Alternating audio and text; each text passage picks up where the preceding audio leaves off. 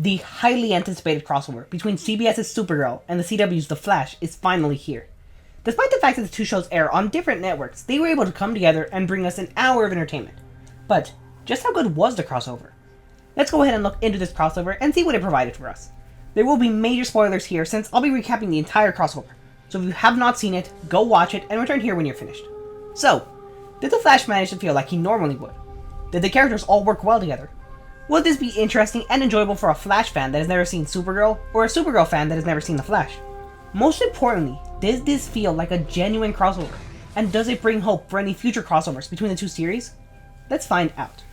The crossover starts off in the DEO, or the Department of Extranormal Operations, where Win Scott has taken Siobhan Smythe to be examined after she fell from a rooftop last episode, only to be saved by a sonic stream.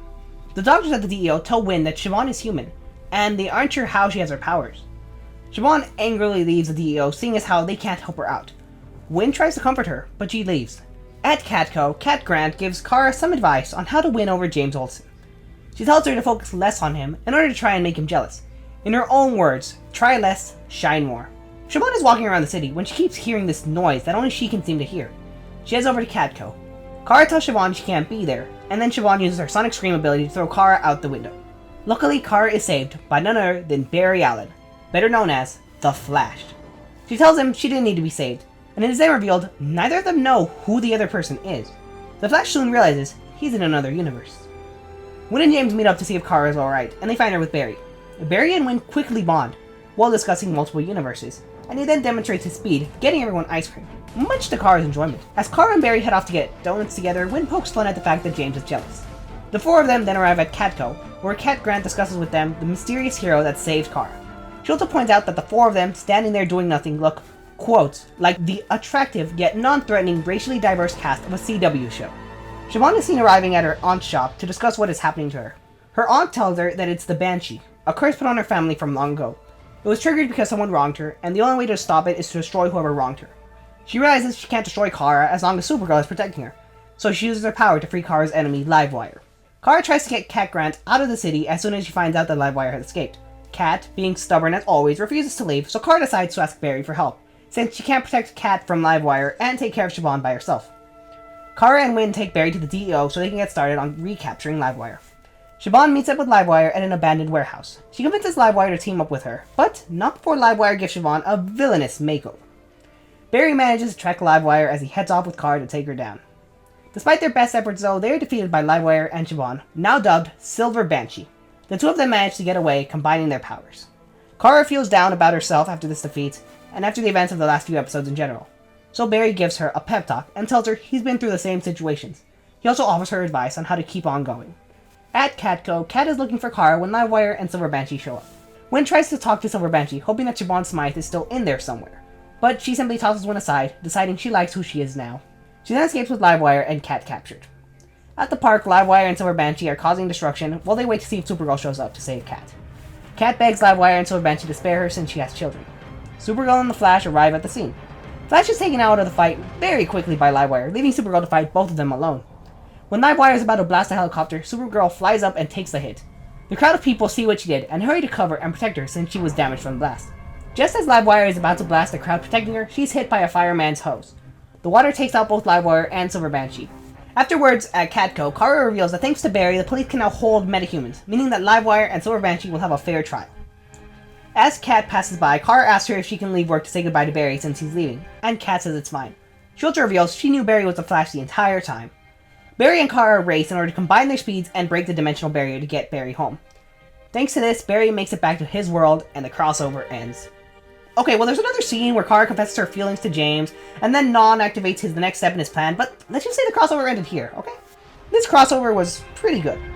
Grant Gustin worked very well with the Supergirl actors, and it definitely showed. It was very refreshing that Supergirl and the Flash were able to get along and work together without having to fight each other beforehand. Supergirl and the Flash became fast friends, pun not intended, and they had a lot of great scenes together, such as when Barry showed off his powers to Win and James by getting everyone ice cream.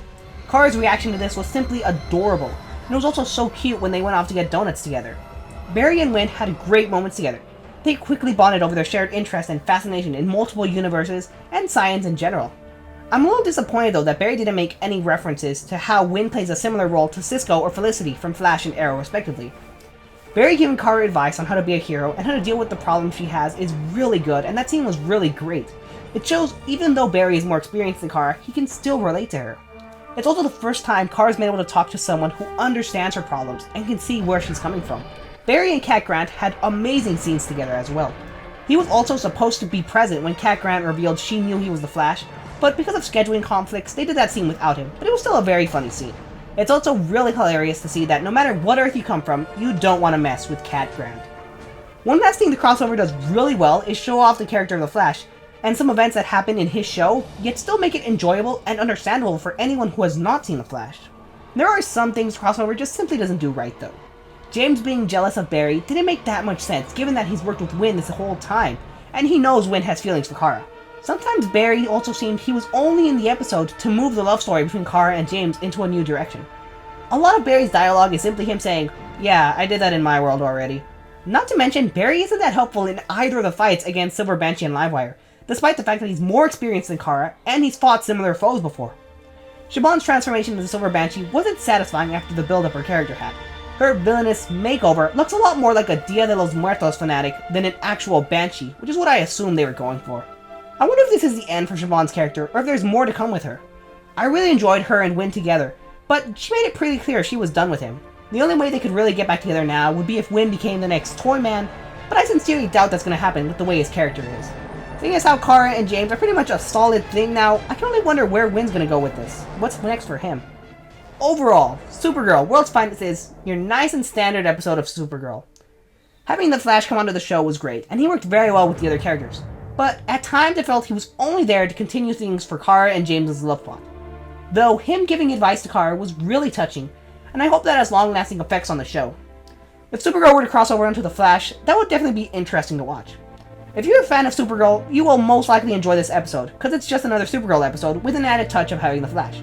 But if you're a fan of the Flash, and you were only watching it to see the Flash, well, chances are, sorry, you won't enjoy it that much. If you've seen it, let me know what you thought of Supergirl World's Finest. Did you enjoy it, or did it disappoint you? Would you like to see the Flash crossover with Supergirl again, or would you prefer to Supergirl appear on the Flash next time? Either way, I hope you all enjoyed, and I'll see you all next time.